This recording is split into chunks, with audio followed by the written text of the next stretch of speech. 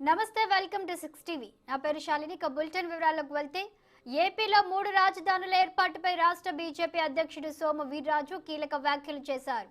తూర్పు నియోజకవర్గంలో ఎమ్మెల్సీ ప్రచారంలో పాల్గొన్న ఆయన ఆదివారం మీడియాతో మాట్లాడుతూ ఒకే రాజధానికి కట్టుబడి ఉన్నామని, అది అమరావతేనని ఆయన స్పష్టం చేశారు. రాజధాని కోసం వేల కోట్ల నిధులు కేంద్రం ఇచ్చిందని, డబ్బు ఖర్చు పెట్టకుండా ఏమి చేస్తున్నారని వీర్రాజు ప్రశ్నించారు. రాష్ట్రంలో రాజధాని లేకుండా సీఎం జగన్ కాలక్షేపం చేస్తున్నారని విమర్శించారు. 3 రాజధానులు ఏర్పాటు చేస్తామన్న వారిని ప్రశ్నించకుండా అమరావతికే కట్టుబడి ఉన్నామన్న తమను ఎందుకు ప్రశ్నిస్తారని మీడియాను ఉద్దేశించి వ్యాఖ్యానించారు.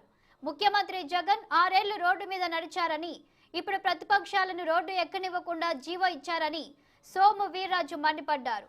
ప్రాంతీయ పార్టీలతో రాష్ట్రం నష్టపోయిందని, తాము అభివృద్ధి చేస్తుంటే ఇతర పార్టీలు రాజకీయాలు మాట్లాడుతున్నాయని ఆయన ఆరోపించారు. ఆయుష్ డిపార్ట్మెంట్లో పెండింగ్లో పెట్టిన అంశాలను భీమవరం సభలో తీర్మానం చేస్తామన్నారు. మేము చేస్తున్న అభివృద్ధి చెబుతున్నామని, ఇతర రాజకీయ పార్టీలు కేవలం హడావిడి చేస్తున్నాయని సోము వీర్రాజు విమర్శించారు.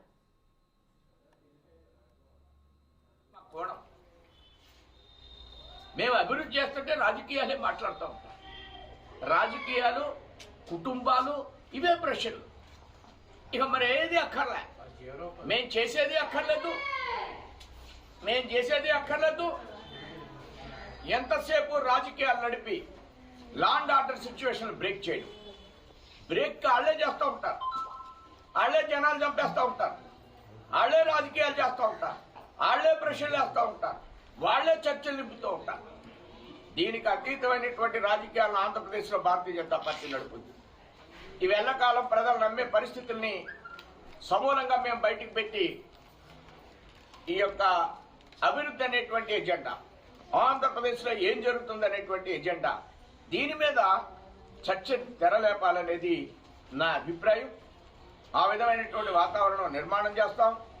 ఏదైతే ఆయుష్ డిపార్ట్మెంట్కి సంబంధించినటువంటి అనేక అంశాలు రాష్ట్ర ప్రభుత్వం పెండింగ్ పెట్టిందో, దీని మీద 24వ తేదీన భారతీయ జనతా పార్టీ ఒక తీర్మానం చేయబోతుంది భీమవరం యొక్క సమావేశంలో. అలానే ఈ రాష్ట్రంలో ప్రతి సంవత్సరం ఒక 5,000 కోట్ల రూపాయలు అవినీతి జరుగుతుంది. ఇవాళ నుంచి కాదు, అనేక సంవత్సరాల నుంచి జగన్మోహన్ రెడ్డి గారు నాన్నగారు ఉన్నట్టు